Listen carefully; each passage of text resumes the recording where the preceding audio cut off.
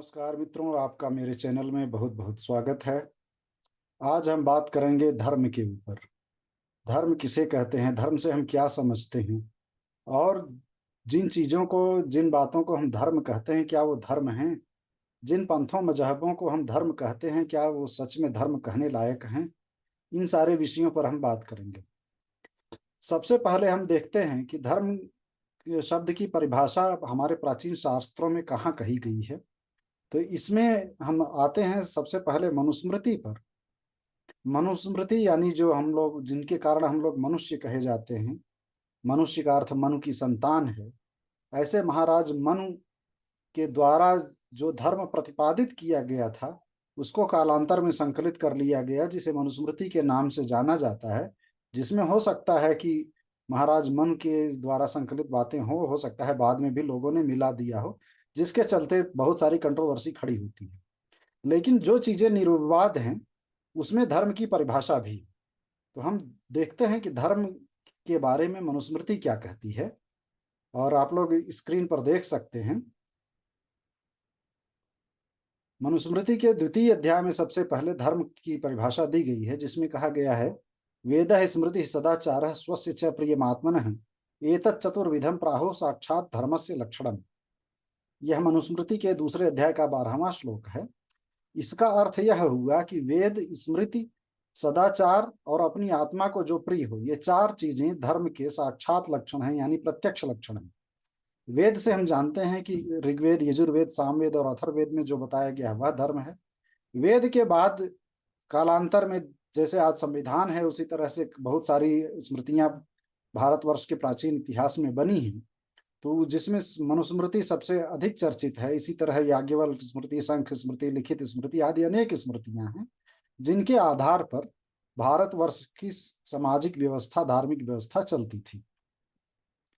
सदाचार से आप लोग अर्थ समझ सकते हैं कि ये एक बहुत सामान्य शब्द है, यानी सज्जनों का आचार, सदाचारी लोगों का जो आचार है वह सदाचार है। और चौथी चीज है अपनी आत्मा को जो प्रिय है। अपनी आत्मा का मतलब यह नहीं कि आपकी जो इच्छा है वो करे। अपनी आत्मा का प्रिय मतलब अपने मन को नहीं, बल्कि कुछ भी अगर आप किसी के साथ गड़बड़ करते हैं तो आप खुद जानते हैं कि हम उसके साथ गलत कर रहे हैं। तो ऐसे में जो आप अपने आप को साक्षी मानते हैं कि हाँ, हम किसी के साथ अच्छा कर रहे हैं कि गलत कर रहे हैं, यह आपकी आत्मा प्रत्यक्ष करती है। तो अपनी आत्मा को जो प्रिय हो, वह जो है धर्म के लक्षण के रूप में कही गई है।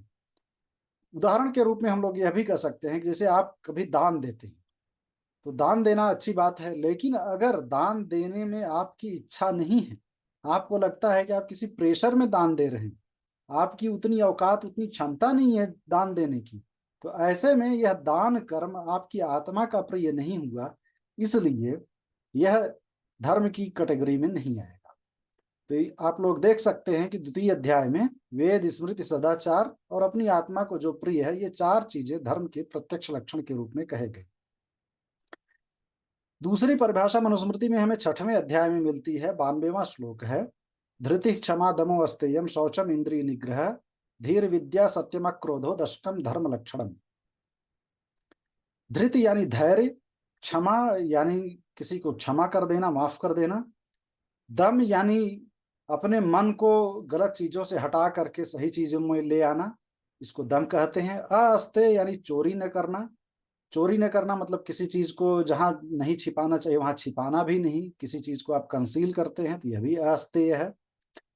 और शौचम, शौच का अर्थ है पवित्रता, साफ सफाई। अगर आप ठीक से नहाते धोते हैं, समय समय पर अपने नित्य कर्म करते हैं, तो यह शारीरिक यानी बाह्य शौच हुआ। और अपने मन से किसी का बुरा नहीं सोचते हैं, मन में गलत विषय नहीं चिंतन करते हैं, तो ये आंतरिक शौच हुआ। इंद्रिय निग्रह, इंद्रिय के जो भी विषय हैं, हमारी 5 ज्ञानेंद्रियां और 5 कर्मेंद्रियां होती हैं, आप लोग जानते हैं। तो इनमें इसके जो विषय हैं, इसमें रत न होना है। इसमें जो है अपनी सीमा से बाहर जा करके अनकंट्रोल्ड हो करके इसमें न लगना, इसको कहते हैं इंद्रिय निग्रह। इंद्रिय के विषयों से उसको जो है हटा लेना, अपनी सारी इंद्रियों को, इसको इंद्रिय निग्रह कहते हैं। धी का अर्थ है बुद्धि। यानी जो बुद्धिमान है वह जो है एक तरह से धर्म के निकट है। उसमें क्यों? क्योंकि उसमें विवेक है, क्या सही है क्या गलत है इसका विवेक उसमें है, इसलिए उसको, इसको भी, बुद्धि को भी धर्म के लक्षण के रूप में कहा गया है। इसके बाद आता है विद्या, यानी आप ज्ञान, जिसको आप कुछ सीखते हैं समाज के कल्याण के लिए या व्यक्तियों के कल्याण के लिए या अपने कल्याण के लिए, तो इसको विद्या कहते हैं। विद्या का एक वेदांत दर्शन में ब्रह्म की प्राप्ति के विषय में जो ज्ञान है उसको वे विद्या कहते हैं, यानी ईश्वर को प्राप्त करने के लिए आप जो कुछ भी सीखते जानते हैं उसको विद्या कहते हैं। सत्य एक सामान्य शब्द है, ये सच्चाई। अक्रोध यानी किसी भी चीज पर अनावश्यक क्रोध न करना। ये सारे 10 जो है धर्म के लक्षण मनुस्मृति के 6वें अध्याय के 92वें श्लोक में बताए गए। अब आप लोग यहाँ पर स्वयं देख सकते हैं कि ये मनुस्मृति के अनुसार जो भी धर्म के लक्षण बताए गए हैं, ये सारे के सारे जिनको हम धर्म के नाम से जानते हैं, कहते हैं कि मुस्लिम धर्म, इस्लाम धर्म या क्रिश्चियनिटी धर्म, ईसाई धर्म, ये सारे पर फिट नहीं बैठता।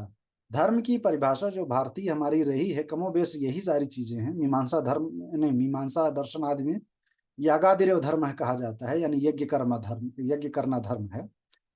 तो इस तरह से हम देखते हैं कि इस्लाम को अगर हम इसको एक कसौटी के रूप में रखें कि क्या इस्लाम धर्म है, तो यहाँ पर ये जो परिभाषा है, ये दोनों परिभाषाएं हैं, इसमें हम आते हैं, क्या इस्लाम वेद को मानता है? नहीं मानता, तो इसलिए धर्म नहीं।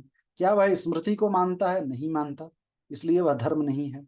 क्या वह सदाचार को मानता है? इस्लाम का सदाचार केवल मुसलमानों के लिए है, मुस्लिम से इतर जो भी लोग हैं उनके प्रति वह अत्याचार को भी समर्थन करता है, भले ही वह कितना भी अच्छा आदमी न हो, तो इसलिए सदाचार भी इस पर घटित नहीं होता। प्रियम आत्मन, आत्मा, आत्मा का तो कोई कॉन्सेप्ट ही नहीं है, वो तो ईश्वर के जो है गुलाम है, एक तरह से ईश्वर नहीं, खुदा या अल्लाह के गुलाम है। तो ये आत्मा का भी यहाँ पर चीजें नहीं आती। आपको अच्छा लगता है या बुरा लगता है, इसका इस्लाम में कोई मतलब नहीं है। उसमें जो कुरान कहती है, जो मोहम्मद कहते हैं या जो अल्लाह कहता है, उसी को मानना ही आपका, उनके अनुसार उनका मजहब है। यहाँ भी धर्म की परिभाषा, ये जो चारों परिभाषा है, ये इस्लाम पर नहीं लागू होती और इसमें से अधिकांश क्रिश्चियनिटी पर भी नहीं लागू होती है। तो इसलिए इन दोनों मजहबों को, एक मजहब यानी इस्लाम और रिलीजन यानी क्रिश्चियनिटी, इनको हम धर्म की श्रेणी में नहीं रख सकते, इनको धर्म कहना गलत है। अब दूसरी परिभाषा हम देखते हैं मनुस्मृति के अनुसार, क्या इस पर इस्लाम और क्रिश्चियनिटी खरे उतरते हैं? तो इसमें हम देखते हैं धृति, धैर्य। इस्लाम में धैर्य की कोई और जगह नहीं है, अगर वहां पर तो जो अल्लाह कहता है वही करना है। क्षमा, क्षमा भी केवल जो है मुसलमानों के लिए है कि एक मोमिन एक दूसरे मोमिन को क्षमा कर सकता है। दम का कोई कॉन्सेप्ट नहीं है, वहां तो भोगवादी व्यवस्था है उनकी। आस्ते यानी चोरी न करना, यह भी केवल इस्लाम तक ही, इस्लाम तक ही सीमित है। इस्लाम से इतर लोगों के लिए आस्ते यानी चोरी न करना, यह रिकमेंडेड नहीं है, वो काफिर के साथ कुछ भी कर सकते हैं। शौच, पवित्रता, पवित्रता से दूर दूर तक इस्लाम का कोई लेना देना नहीं है, क्योंकि ये आप लोग देखते हैं कि किस तरह से कोरोना टाइम में कितनी पवित्रता दिखाई थी तबलीगी जमात वालों ने, जो कि एक तरह से कहा जाए इस्लाम के बहुत बड़े और सच्चे प्रतिनिधि हैं। इंद्रिय निग्रह भी इस्लाम समर्थन नहीं करता, उसके लिए पूरी सृष्टि, पूरी कायनात मोमिन के भोग के लिए है, मुसलमानों के भोग के लिए है, तो इंद्रिय निग्रह का भी वहां कोई कॉन्सेप्ट नहीं है। धीर विद्या, उनका सारा ज्ञान और उनकी सारी जो है स्किल, वो केवल कुरान तक सीमित हो जाती है, तो यहाँ भी इस्लाम धर्म पर खरा नहीं उतरता। सत्य एक तरह से कहा भी जा सकता है कि किसी सीमा तक इस्लाम में आता है, लेकिन वहां भी जब काफिर और मोमिन की बात आती है तो वहां भी सत्य निष्प्रभावी हो जाता है। अक्रोध, अक्रोध भी जो है इस्लाम में ठीक से जगह नहीं पाता है, क्योंकि जब मोमिन की बात रहती है वहां तक तो ठीक है, भाईचारा रहता है, और मोमिन से इतर अगर या मोहम्मद के विरुद्ध अगर कोई बोल दे, कुरान के विरुद्ध बोल दे, तो मरने मारने पर, गला काटने पर उतारू हो जाते हैं। तो इसलिए भी इस्लाम धर्म की परिभाषा में खरा नहीं उतरता। तो आप लोग विचार करिए कि जब भी हम धर्म कहते हैं तो धर्म से केवल सनातन धर्म या सनातन के नाम से, जो सनातन को नए रूप में जो जाना जाता है हिंदू धर्म, और सनातन से ही निकली हुई अन्य जो शाखाएं हैं, जैन मत और बौद्ध मत, क्योंकि हम देखते हैं कि जो हमारे मूलभूत सिद्धांत जैन मत के भी और बौद्ध मत के भी सनातन धर्म के अनुसार ही हैं। और बौद्ध ग्रंथों में कहा भी गया है कि एस धम्मो सनातनो, कि यह सनातन धर्म है। तो बौद्ध मत भी सनातन धर्म से इतर नहीं है। और सिखिज्म तो एक तरह से कहा जाए तो सनातन धर्म की रक्षा के लिए सिख पंथ का उदय हुआ था। तो यह भी सनातन से इतर नहीं है। भले ही कुछ खालिस्तानियों की ये बुरा लगे कि हाँ सिख हमारा अलग पंथ नहीं है, ऐसा लोग कह रहे हैं, लेकिन हमारे जितने भी भारतीय पंथ हैं ये कोई भी सनातन से अलग नहीं है, सबका मूल सनातन धर्म में ही है। बाद में भले ही हम उसको हिंदुत्व के नाम से जाने, जैन मत के नाम से जाने, बौद्ध मत के नाम से जाने, या सिख पंथ कहें, या और भी नए नए जितने भी संप्रदाय सनातन धर्म के निकले हैं, वो सारे कहीं न कहीं धर्म की श्रेणी में तो आ सकते हैं।